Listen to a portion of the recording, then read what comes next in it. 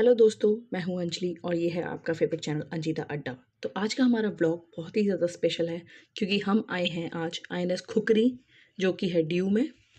But दोस्तों, हम उससे पहले जाएंगे आईएनएस खुकरी मेमोरियल जो कि एक हिलॉक पे लोकेटेड है। एक बीच है हमारा दीव में चक्रेत्र, जिसका कि इनॉग्रेशन हुआ था 15 दिसंबर 1999। ओके। तो वो जो मेमोरियल है वो इसका रेप्लिका है आईएनएस जो हमारा ये खुकरी वाला है।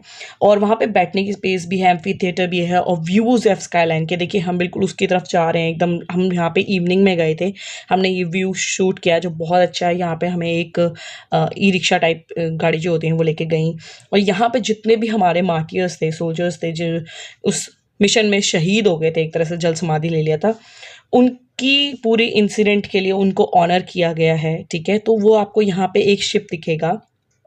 इसकी वजह से पहले मैं आपको ये वाला वीडियो जो है दिखाना चाहती हूँ।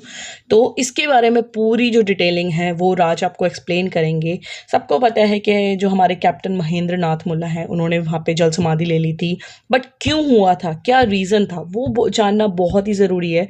तो चलिए राज आपको पूरी डिटेलिंग में बताएंगे।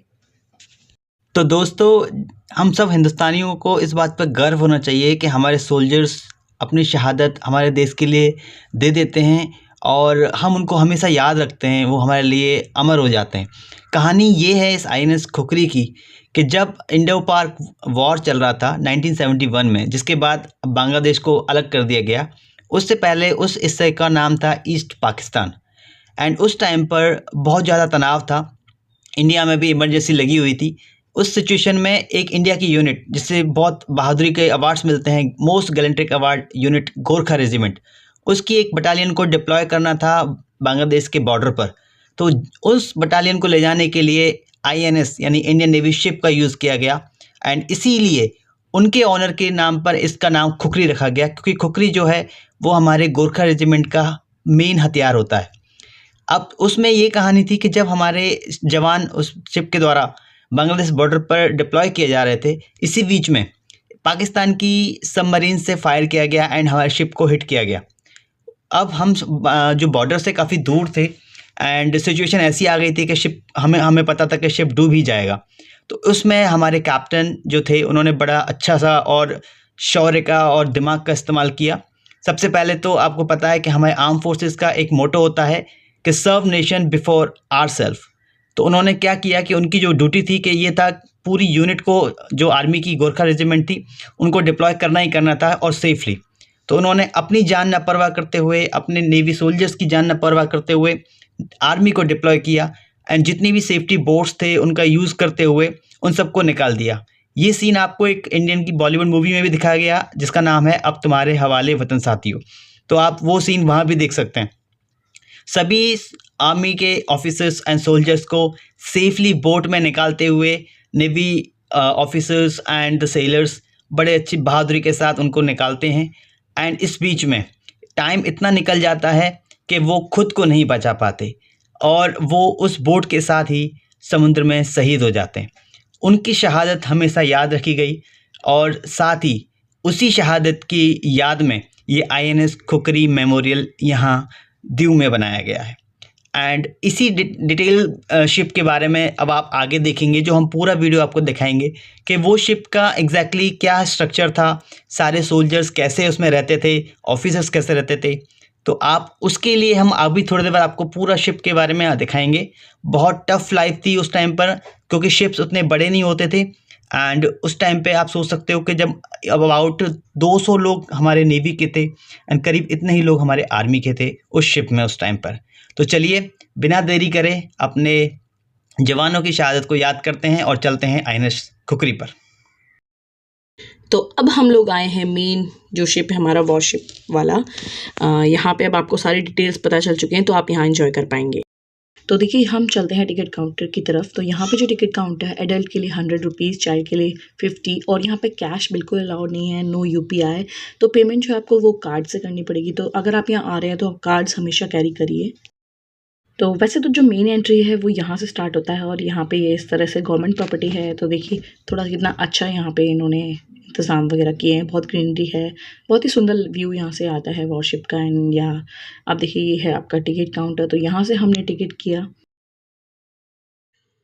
तो टिकट लेने के बाद सीधा हम लोग गए यहाँ से एकदम शिप में, हम इस तरह से एंटर कर रहे थे और एक बंदा यहाँ पे था एंट्री पे जो कि हमें पूरा थ्रू आउट गाइड भी कर रहा था। हमें जो था यहाँ पे इंस्ट्रक्शंस फॉलो करने थे।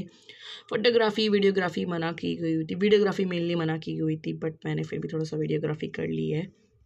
तो अभी आप देखिए हमारे लेफ़्ट में जो है वो एंट्री गेट है और ये हमारे राइट में है, ये एक जो शिप होता है उसका डेक का एक आगे का एरिया होता है, तो वो अभी मेनली जो है फ़ोटोग्राफ़ी सेशन बना हुआ है, लोग यहाँ पे फ़ोटोग्राफ़ी सेशन कराते हैं। तो आज हम चलते हैं अंदर म्यूज़ियम में। म्यूज़ियम में जाने से पहले मैं आपको बता देती हूँ, देखिए ये एयर गन है, इसके पीछे जो है वो मिसाइल के लिए है। तो ये जो एयर गन था ये 5000 to 6000 पर मिनट बुलेट्स फायर करता है। तो INS खुखरी जो कि है P49, इसमें हम एंट्री करते हैं। ये हमारा एंट्री गेट, तो हम यहाँ से एंटर कर जाएंगे। और गाइज़ ये बिल्कुल म्यूज़ियम में जो है कन्वर्ट कर दिया गया है, किस तरह से शिप हुआ करते थे एंड ये सब चीज़ें यहाँ पे दिखाई गई हैं। तो अभी आप जिस रूम में घुसे हैं ये हमारे कैप्टन महेंद्र नाथ मुल्ला हैं, जो कि इस मिशन में शहीद हो गए थे, जिन्होंने कि जल समाधि ले ली थी अपने ऑफिसर्स के साथ में। तो ये भी एक बहुत प्राउड मोमेंट है, अगर आप यहाँ ऐसी जगह विज़िट करते हैं और अपने बच्चों के साथ ज़रूर जाएं, उनको अपने जो मार्टियर्स हैं उनके बारे में दिखाएं। देखिए इतने सारे लोग यहाँ पे लिस्ट भी लगी हुई है, ये लोग सब जो है जिन्होंने जल समाधि ले ली थी। तो देखिए अगर आप शिप देखेंगे तो ये एक बहुत ही मैं कहूँगी हम लोगों के लिए बहुत ही प्राउड मोमेंट है। हम लोग इन चीज़ों को एक्सपीरियंस कभी नहीं कर पाते हैं, पर जब हम लोग इस तरह के जगहों पे जाते हैं तो हमें ये चीज़ें देखने को मिलती है और हमें बहुत ही गर्व होता है अपनी जो है भारतीय सभ्यताओं पे, कि हम किस तरह से कहाँ पे किस कल्चर में रह रहे हैं और क्या क्या चीज़ें हमारे साथ होती हैं। अपने जो डिफेंस फोर्सेस हैं उनको देख के मुझे बहुत ही अच्छा लगता है कि वो हमारी किस तरह से दिन रात सेवा करते हैं।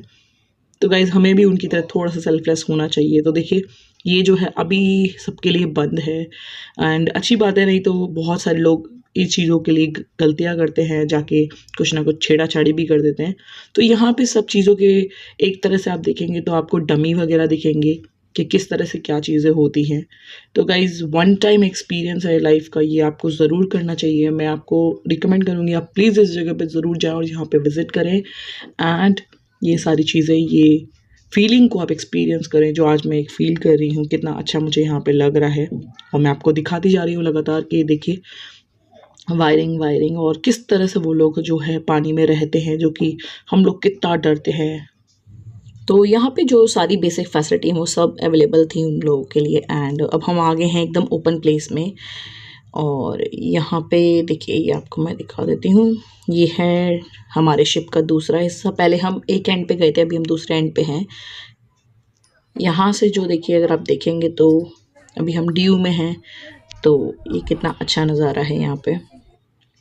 एंड उसके बाद हम यहाँ से ऊपर गए, ऊपर भी एक इस तरह से एक रूम या कैबिनेट या बॉक्स आप कुछ भी कह सकते हैं वो था। एंड देखिए यहाँ पे आपने एच देखा, दैट इज़ अ हेलीपैड। तो हम वहाँ पे गए, वहाँ पे ऑलरेडी एक ऑफिसर थे जिनकी फ़ोटोज़ पिक्स मैंने लास्ट में लगाई हैं। तो उन्होंने हमें सारी जो है डिटेल्स भी बताएं, सब चीज़ें दिखाई। तो वो एक बहुत ही अच्छा एक्सपीरियंस हमारा रहा है और मैं इन चीज़ों को बस देखती जा रही हूँ। ये हमारे शेफ़ लॉन्चर हैं, देखिए। तो गाइज़ मैं उम्मीद करती हूँ आप लोगों को हमारा आज का ब्लॉग अच्छा लगा है। तो अच्छा लगा तो please do like share and subscribe and मिलते हैं नेक्स्ट वीडियो में, जो कि हमारा इसी से रिलेटेड होने वाला है। आप लोग गेस करके कमेंट सेक्शन में मुझे बताइए कि क्या होगा वो। चलिए मिलते हैं, टिल देन बाय बाय।